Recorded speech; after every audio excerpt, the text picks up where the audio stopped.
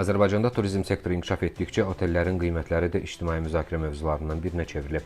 Bəzi vətəndaşlar qiymətlərin yüksək olduğunu desə də, Dövlət Turizm Agentliyi bunu bazar iqtisadiyyatı qanunlarına uyğun olaraq formalaşdığını bildirir. Dövlət qurumları bu sahədə tənzimləmə apara bilməz. Bu, bazar iqtisadiyyatı qanunlarıdır və bizim tənzimləmə aparmaq niyyətimiz də yoxdur.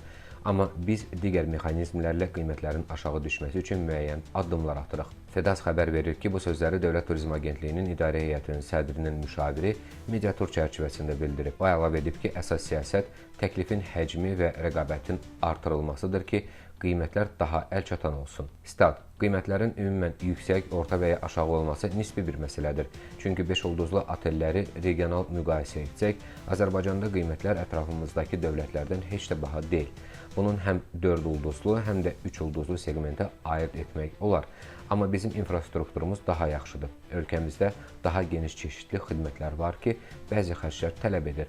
Lakin kəndevləri və aşağı büdcəli otelləri seçərək hər kəs öz büdcəsinə uyğun istirahət edə bilir. Bizim müşahidələrimiz göstərir ki, mövsüm vaxtı uzun müddətli tətillər və ya istirahət günlərində otellərdə doluluq səviyyəsi çox yüksək olur. Tələbat var ki, otellərdə formalaşır. Otellərin ümumi qiymətinin formalaşdırılması satışdan asılıdır. Otellər 50% satış edirsə, qiymətlər nisbətən aşağı olur. Satış 70-90%-a qalxırsa, qiymətlər bahalaşır. Eyni zamanda bayram günləri və mövsümün pik dövründə qiymətlər yuxarı olur.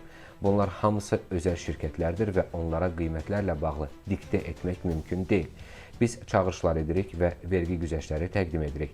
Bu güzəştlər vasitəsilə yeni otellərin tikilməsi və rəqabətin yaranması təmin olunur. Hazırda elə regionlar var ki, faktiki olaraq orada bir otel fəaliyyət göstərir.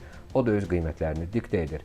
Onun ətrafında bir neçə yeni otel qurularsa, qiymətlər düşəcək. Elə regionlarımız var ki, orada otellər çoxdur və istənilən qiymətə xidmətlərdən istifadə etmək mümkündür. Statın sonu.